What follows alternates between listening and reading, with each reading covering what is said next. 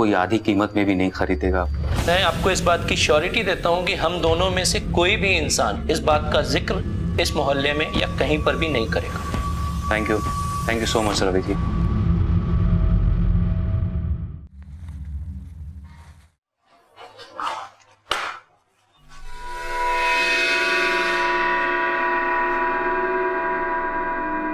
Upset हो? क्या करूं नीता, ऑफिस का काम है, जाना भी जरूरी है, पर तुम्हें साथ लेके भी नहीं जा सकता।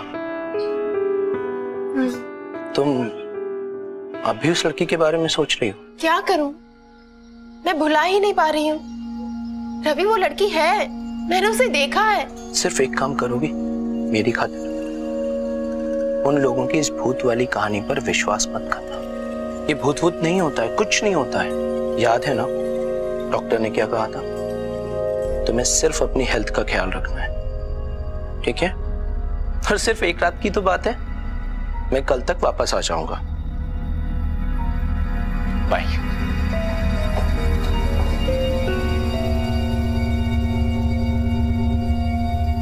ओम अपवित्र पवित्रो गतोपि गतो सवायम महंत शुचि। ओम अपवित्र पवित्रो जय मां काल नमः। ओम सत्यनारायण जय नमः।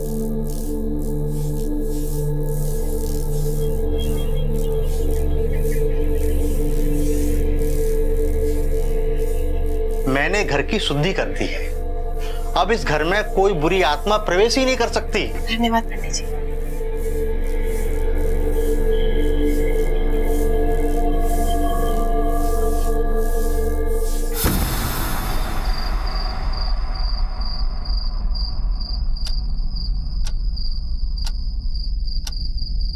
आंटी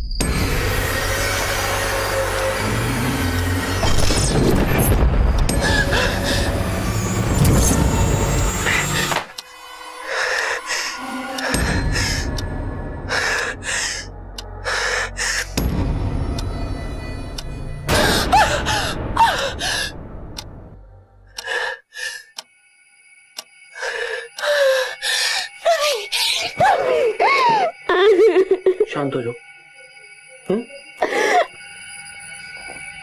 क्या हुआ? मैं बहुत डर गई थी। मैं आ गया हूं ना। राज के बाद मैं कभी भी तुमको अकेला छोड़कर नहीं जाऊंगा।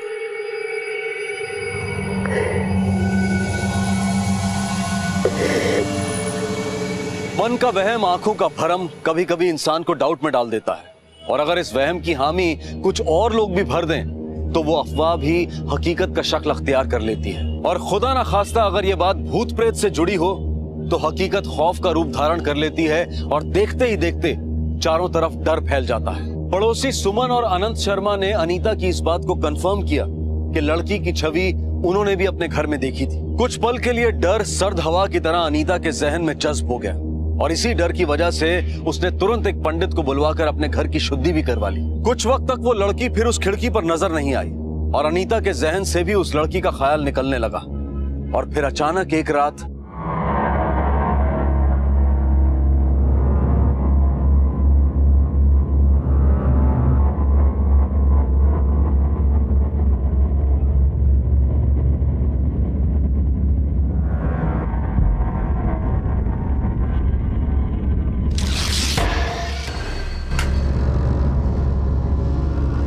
सुना? हाँ, किसी बच्ची के चीखने की आवाज।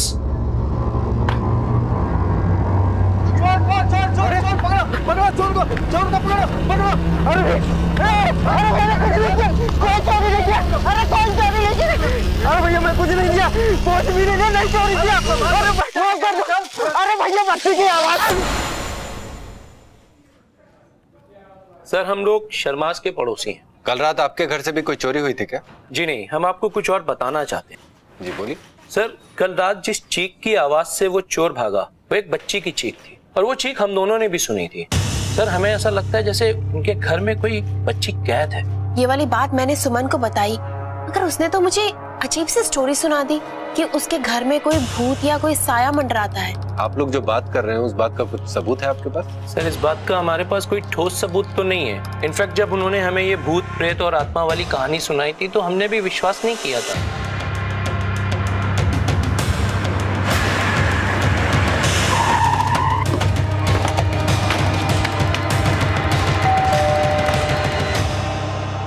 मिस्टर आनंद शर्मा, हाँ जी, हमें आपके घर की तलाशी लेनी है। किस बात के लिए तलाशी?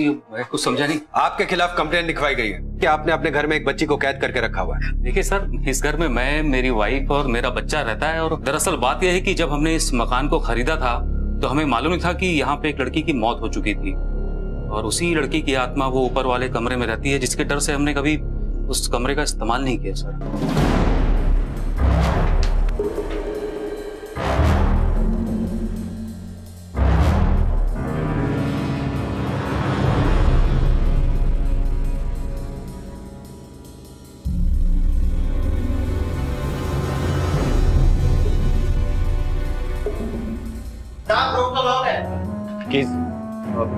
चाबी कमरे की आप ही के पास है।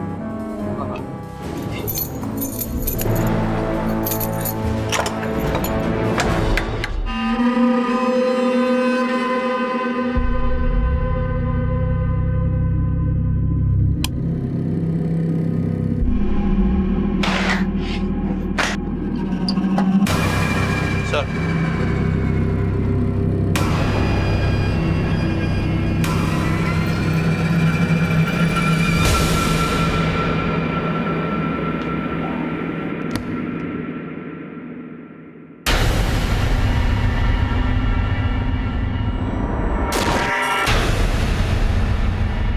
Thank you for your cooperation mister Sharma. You welcome sir.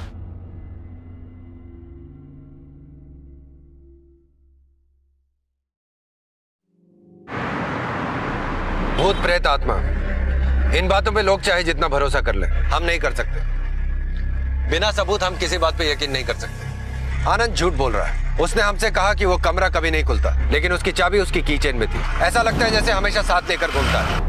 और वो कुंडा, वो ऐसा घिसा हुआ था, ऐसा लगता है कि उसे हमेशा खोला जाता है। पर यह भी तो हो सकता है सर कि ये मिसेस आहूजा का भ्रम हो। कोई कमरा इतने टाइम से बंद हो तो उसमें धूल मिट्टी की परत जम जानी चाहिए, पर यहाँ पर ऐसा कुछ नहीं था। इसका मतलब रोज कोई उस कमरे में आता है। सर, अगर आप कहें तो आनंद को बुलाकर अपने तरीके से पूछताछ करें। नहीं सावंत, अपने एक आदमी को उनके घर के बाहर लगा दो। झूठ बोला है, इसका मतलब जरूर कुछ छिपा रहे हैं। Right sir.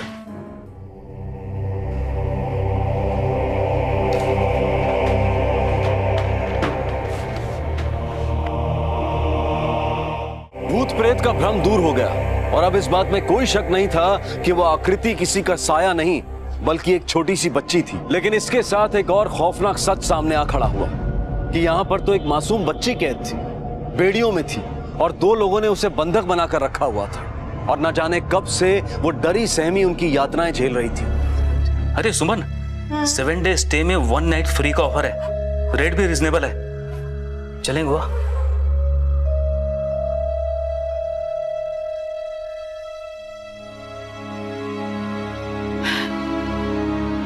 गोवा तो चले जाएंगे, लेकिन ऊपर ये जो आफत खड़ी है इतनी बड़ी, इसका क्या करेंगे? अरे सुमन, तो इसकी वजह से हम कहीं जाएंगे नहीं क्या?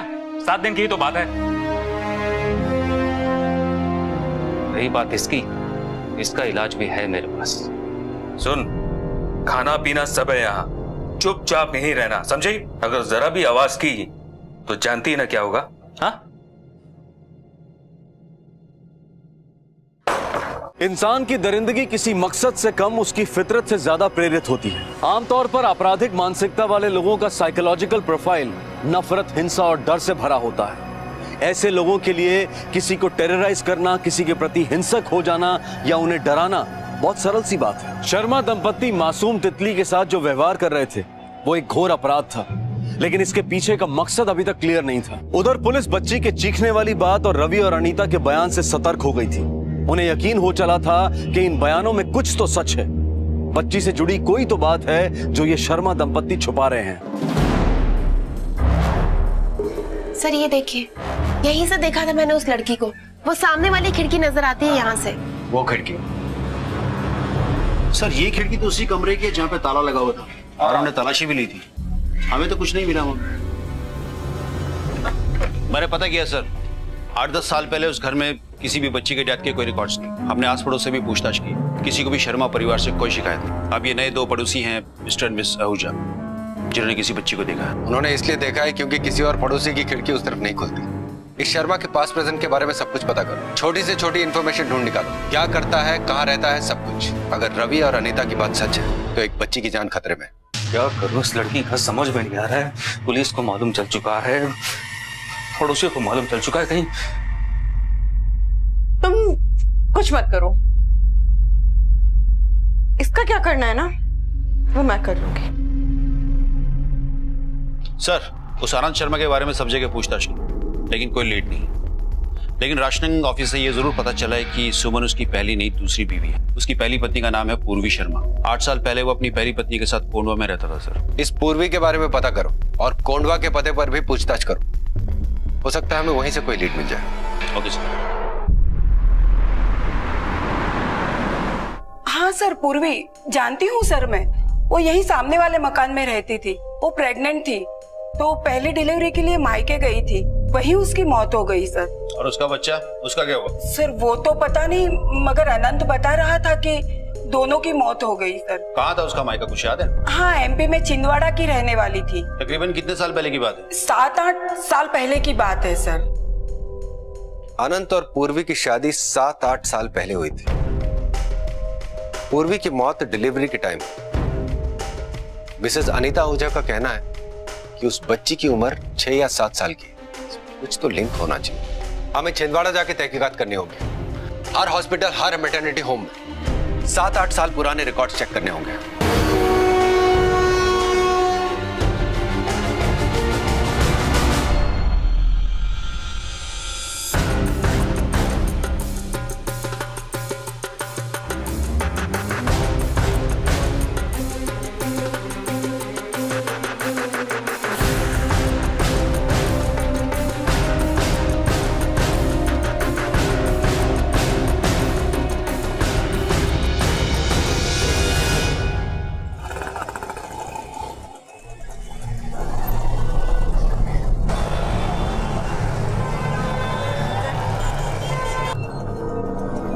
भगवान की दया से कुछ तो दे दीजिए, मेरे बच्चे ने कुछ भी नहीं खाया है, कुछ भी नहीं खाया है, बहुत दिनों से भूखा है।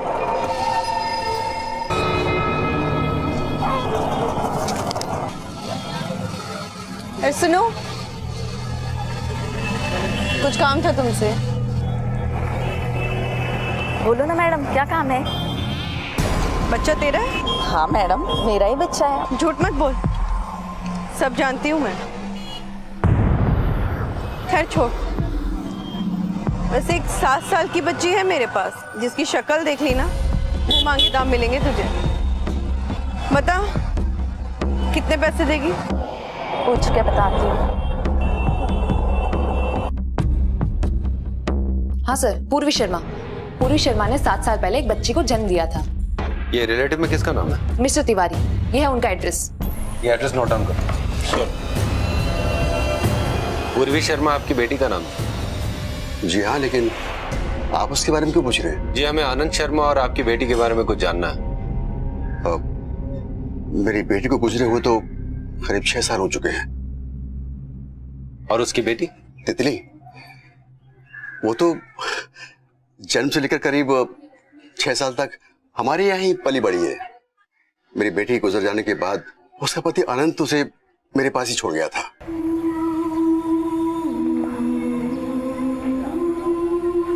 चिंता मत कर बेटी, हम है ना, हम तेरी बेटी को उससे भी ज्यादा ध्यान से रखेंगे। ये तेरी माँ का वादा है तुझसे, तेरे माँ बाप का वादा।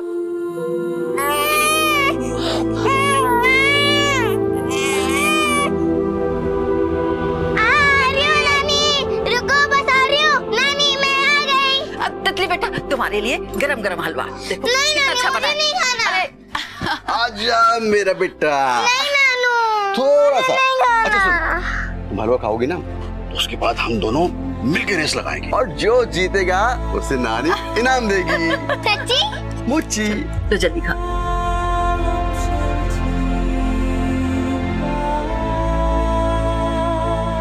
भाग रही तितली, अरे रुक।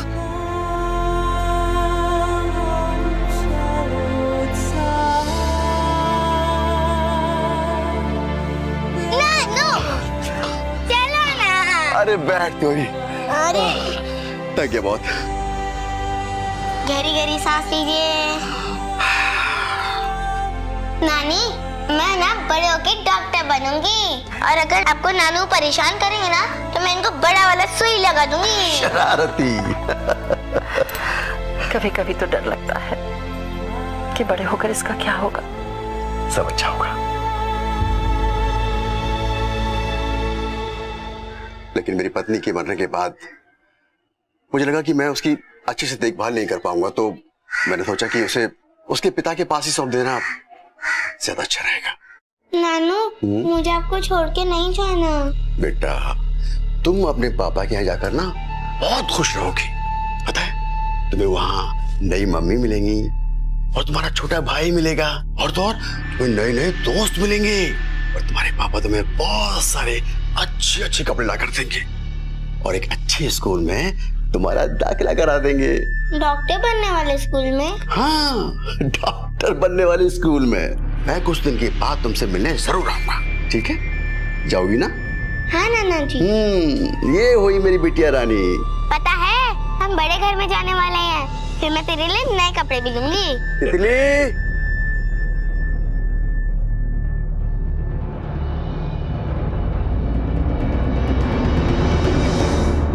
देखिए, हमें शक है कि तितली की जान खतरे में है। आपको हमारे साथ चलना होगा।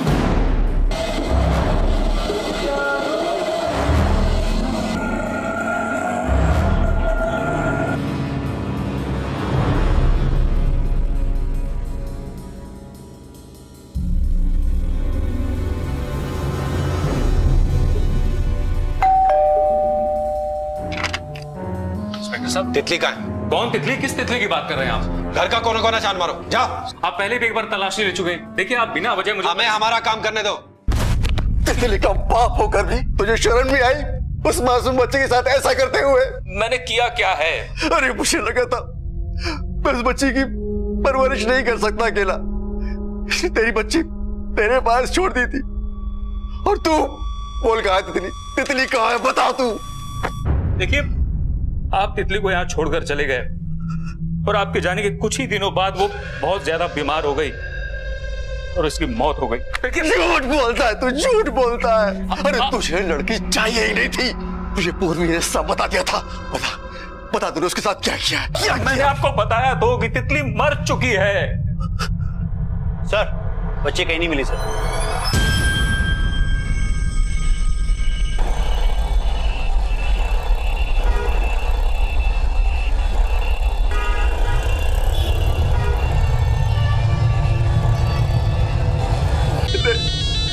झूठ बोलता है। हाँ मंगेश, बोलो। साहब, सुमन अपने घर से एक बड़ा सा सूटकेस लेके निकली है। उसकी रिक्शा शमशेर रोड के चौराहे पे रुकी है साहब। वो रिक्शा से उतरकर एक भिखारन के पास गई है। आप यहाँ चलिए साहब। ओके। ये आप क्या कर रहे हैं? अरेस्ट करो इसको। पकड़ो, लेके चलो।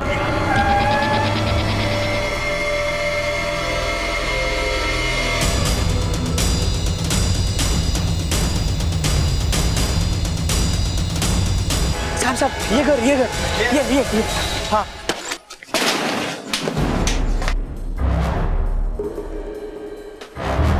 तितली कहाँ है? तितली कहाँ है? कहाँ है बच्ची? हाँ, कहाँ है बच्ची? कहाँ है बच्ची? हाँ,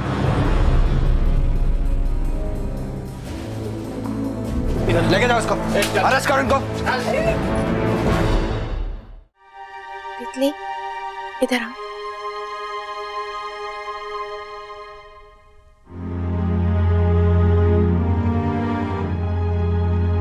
क्या हम तितली को अडॉप्ट कर सकते हैं?